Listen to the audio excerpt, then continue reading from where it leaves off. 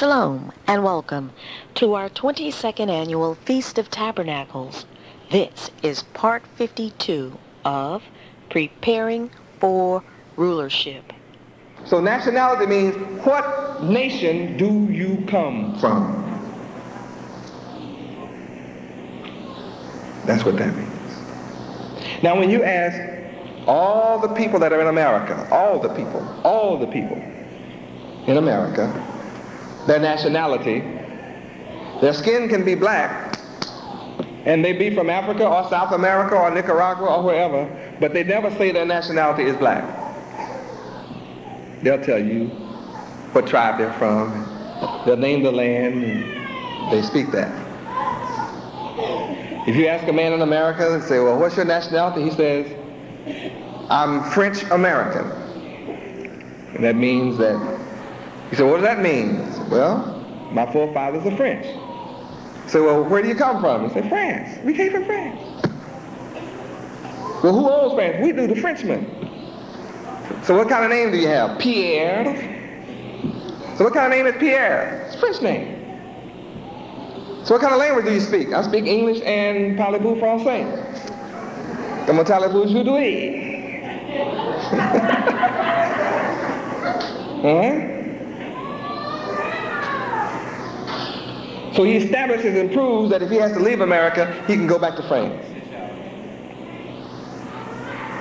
He asks another man, say, what's your name? He says, Kaufman.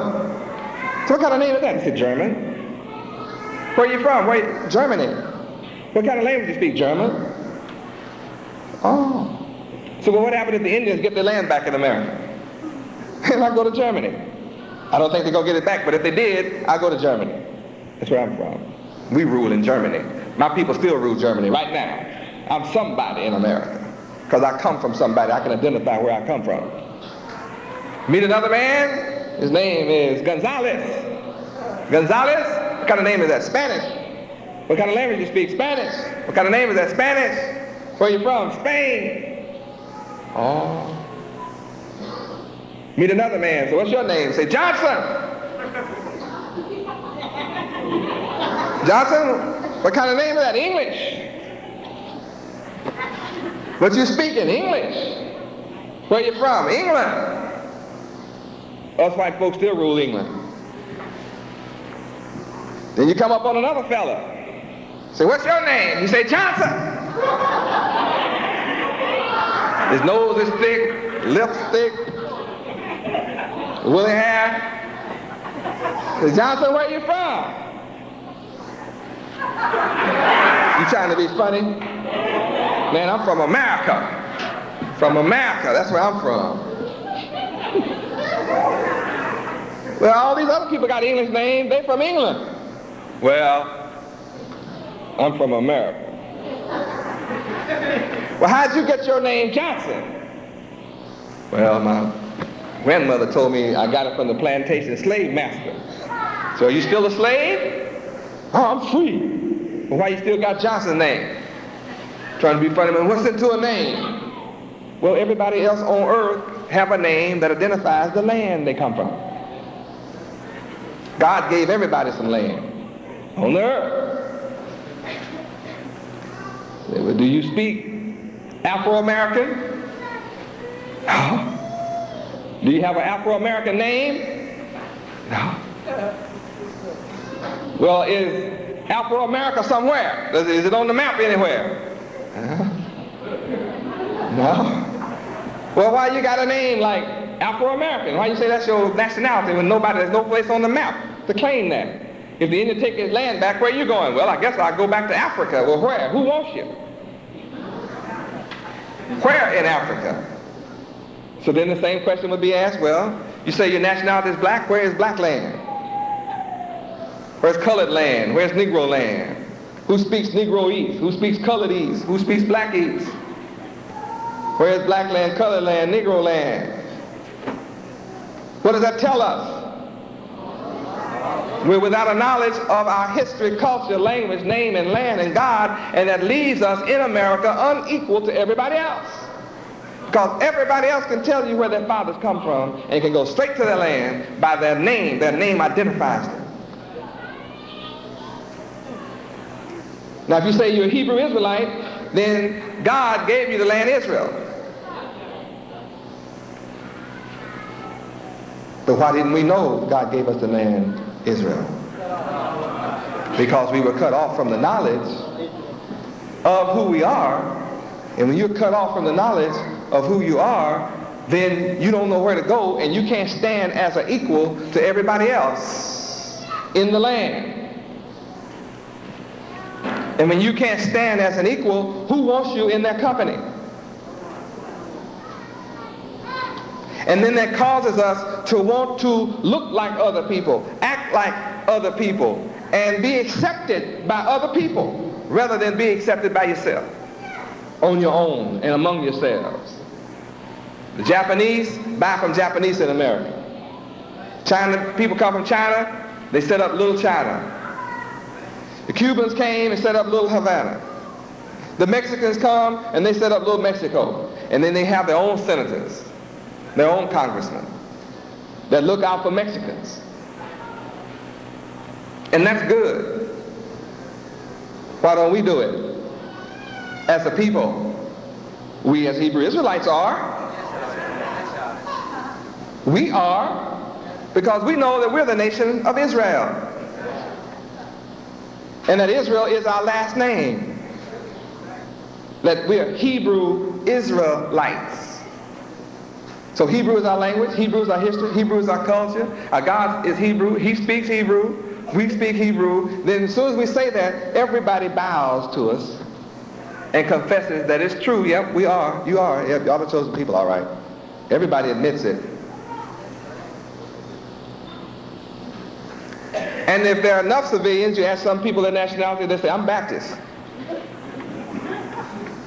They don't know that Baptist is not a nationality. That's a denomination of the Christian religion. So that means that I have the most difficult job on the planet Earth. Come to a people who are totally, mentally, spiritually destroyed. Absolutely profane in the worst sense, have no regard or reverence for that which is holy, sacred, or divine. And as a result, they are cut off in their ignorance, and you can see it displayed equally all across America. Drug addicts, prostitutes, thieves, robbers, burglars, just sit around and wait on white people to hire us. If you have a job, you think about how to steal from the man that hired you. How can you go into business for yourself, stealing? Happy to stand around on a corner under a tree, just sit around and drink wine all day and use profanity. There's something wrong with the people like that, and yet I am sent to a people like that. A people who are totally destroyed, Hosea 4:6. Read. My people are destroyed for lack of knowledge. Because thou hast rejected knowledge, I will also reject thee, that thou shalt be no priest to me. Seeing thou hast forgotten the law of thy God Yahweh, I will also forget thy children. Praise Yahweh. So here we have a situation that we have become a forgotten people by Yahweh. Why have we become a forgotten people? Because we forgot the law. When we forgot the law, we forgot our nationality. Why have we gone through a change?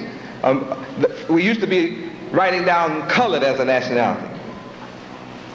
Then after so many years, we changed and we became Negro. We wrote down Negro for a nationality. Now some, here in these last few years, some are writing down Afro-American as a nationality. None of these are nationalities. These are proverbs and bywords. 1 Kings 9. Let's find out how this came about, that we start calling ourselves all these funny things. Who taught us to say that? Who taught us to say those things? Who taught us to say the wrong nationality? The slave owner taught you this. He took the knowledge from you. Read verse 5. Then I will establish the throne of thy kingdom upon Israel forever. Guess what? Now we thought Israel was white folks, Jews. Yes, we did. Yes, we did. So let's go to Revelation 3:9 and let's find out who Israel is and who Israel is not. When you find out who they're not, you'll know who they are. Revelation chapter 3, verse 9. Read. Behold, I will make them of the synagogue of Satan, which say they are Jews, and are not, but do lie. Behold, I will make them to come and worship before thy feet, and to know that I have loved thee.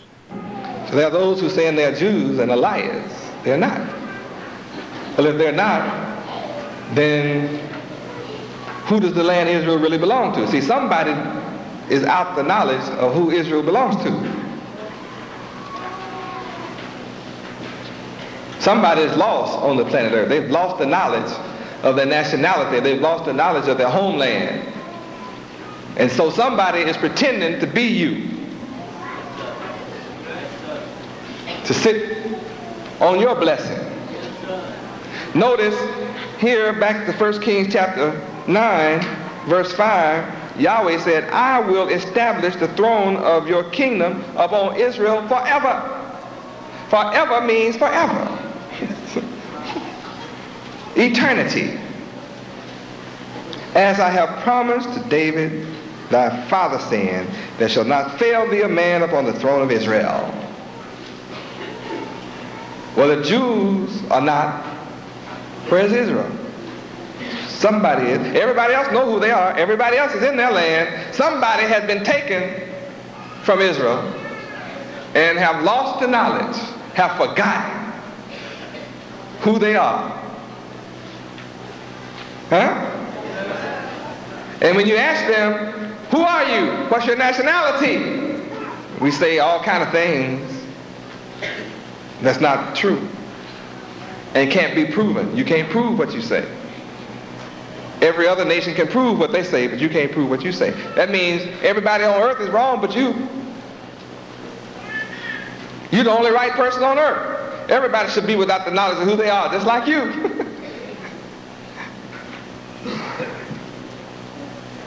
Verse 6, read. But if ye shall at all turn from following me, ye or your children, and will not keep my commandments and my statutes, which I have set before you, but go and serve other gods and worship them. If is a preposition followed by a proposition. Here's a duality that has rewards. Here's a question and here's a statement saying here's a proposition. If you don't follow me, if you turn from me, something's getting ready to happen. If you go get other gods, something is going to happen to you. Let's read what would happen. Read.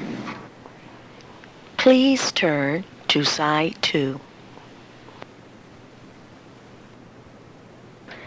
Then will I cut off Israel out of the land which I have given them. Now there it is.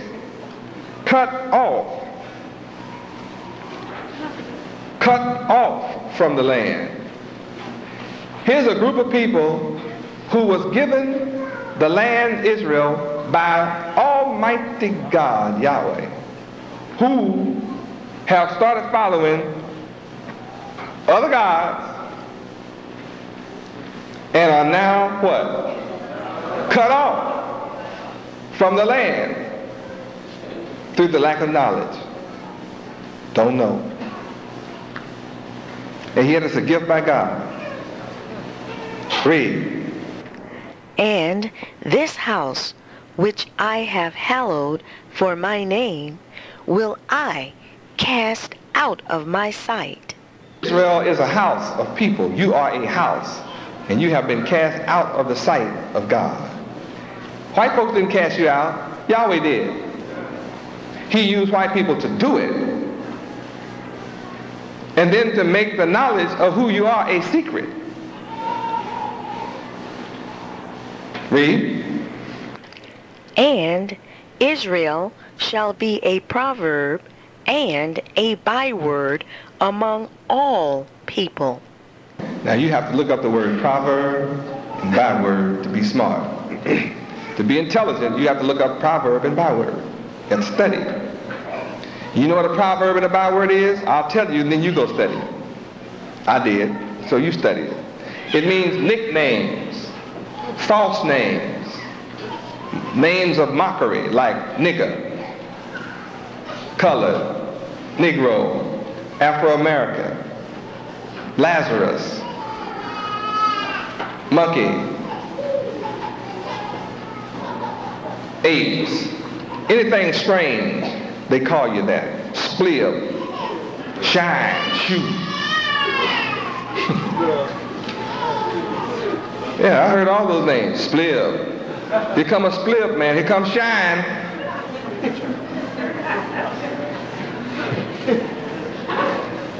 And they just laugh at us. Well, the Bible said this would happen to the people who are Israel, the only people on earth who are called out of their name by false names, mockery names, degrading names, is the so-called black people of America. And since we're the only people who don't know where in the world we came from, you say Africa, where in Africa, man? Africa is a lot of countries. Yeah, it's a lot, so you have to admit you don't know. Where? Don't know. You can't shut me up by talking. You have to tell me something. Back up what you're saying. If you don't know, you need somebody to teach you. And I'm the world's greatest teacher. Submit to the truth. See, people came and gave us religion, but they didn't give us our nationality. If you switch off and join Islam, you had to take on an Arab name. You know Arab. You're an Arab, you don't know all well. You don't get any royalty checks. King Saud is giving you nothing. Holler about you, I'm your brother, I'm a Muslim. Believe it or God, whatever you want to say, you're not getting no oil money, I bet you that. You get to remain poor, then you give up your name. You know what you thought. They tell you right away, see, nigga ain't your name. You have to take a name like Muhammad, man, Ali or something.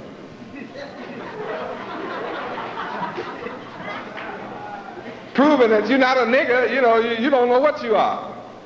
Let me give you a name, at least you can say you from over here somewhere.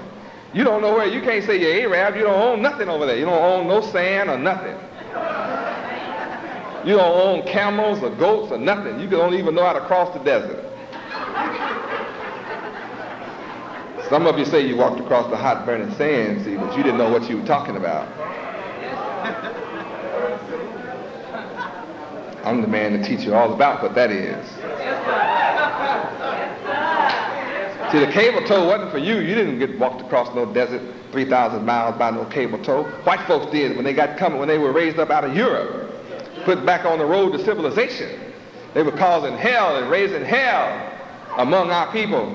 So we drove that sucker out, and stripped him naked, and gave him a loincloth, put a rope around their neck, had them travel all the way across barefoot, across the burning hot sand.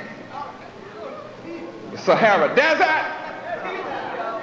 Get out of here and on back into those rocks, hillsides and caves called here, the rope.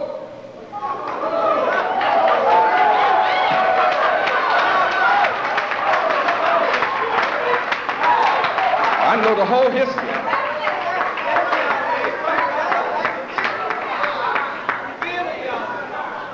Ur means caves and hillsides.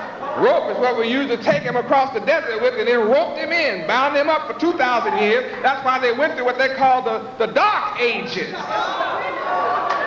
That's when the dog became his best friend. But we had to civilize them because they were given 6,000 years to rule. And their time is up. I'm here now. It doesn't take but one man to change history. Read history and find out. It never took but one man to change history, and I'm the man to change all of history forever. I'm the one to divide time. I'm the man that set time in motion. There never was a time beyond time in which there was time that I have not existed. I've always been. I'm beyond time. See, they lied when they said the man 1,900 years ago divided time, and time started way out somewhere and came down to zero. BC, time started way out, they say. They don't know where it started, but if you know it goes down to zero, 2820 BC. I mean, how did you know it was going to be a zero?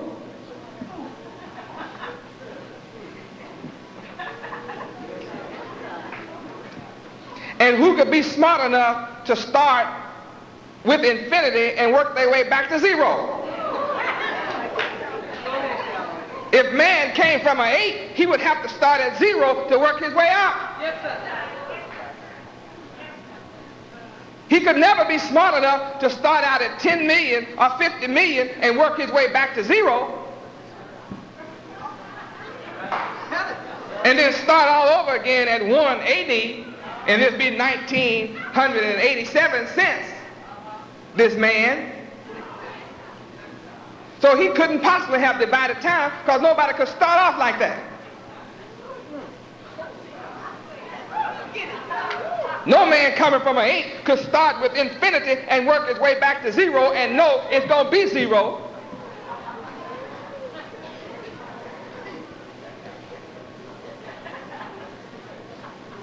And say he divided time and time started all over again since him. Now it's 1,987 years since, and we going to keep on going? No, he didn't divide time. The creator of time, the one who said let there be light and time, is the only one who can divide time, and I'm the divider of time, and I have come to those who have been studied in secret and know that you have to be able to divide.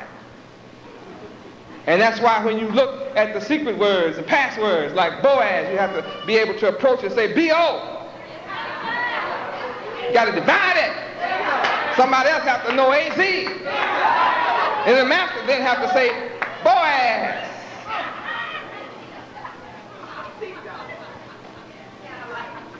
That means there's one who is coming that is the supreme grandmaster, architect of the universe, who will be able to give you true division. And that's me. I'm here to divide time. Set true time in motion.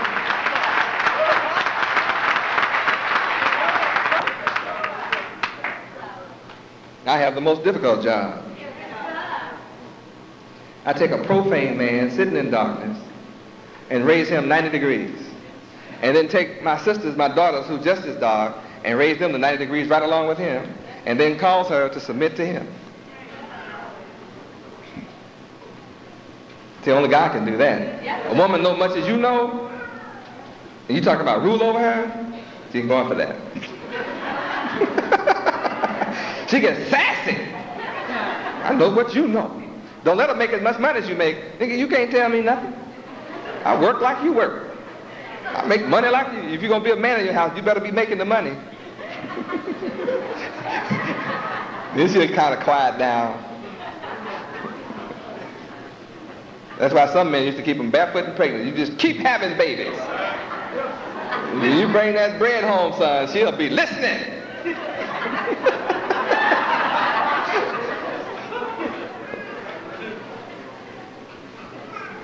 See, there's no knowledge on earth that can lift you 90 degrees except God. Therefore, without me, no man is upright. He's heard about the knowledge. He knows about upright knowledge. You see, when you become a builder and a master of the craft, you know that the only way you can be upright, perpendicular to the square, rectitudinal, is to be 90 degrees to the horizontal plane on which you lay in your dead state. And if you raise 32 degrees, you haven't made it yet. If you raise 33 degrees, so you're still freezing. You're 1 degree above freezing. 32 degrees is freezing. It's cold, that's immobile. You're not going nowhere that cold. I'm the one to thaw you out, stand you on up. I have the knowledge to do it. So the children that have sat in darkness are now seeing the great light, and that's me. That means that my people, the so-called black people of America, are the children of Hiram. We are the children of Hiram.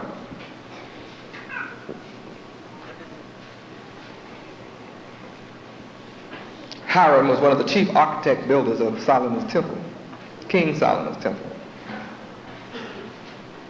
Of course, you that I've raised know that. It's right here in the Bible. Why did the white Masons put it in secret? The study and the knowledge of a black man's temple. Why did the white Masons worship a black king? This concludes part 52 of Preparing for Rulership.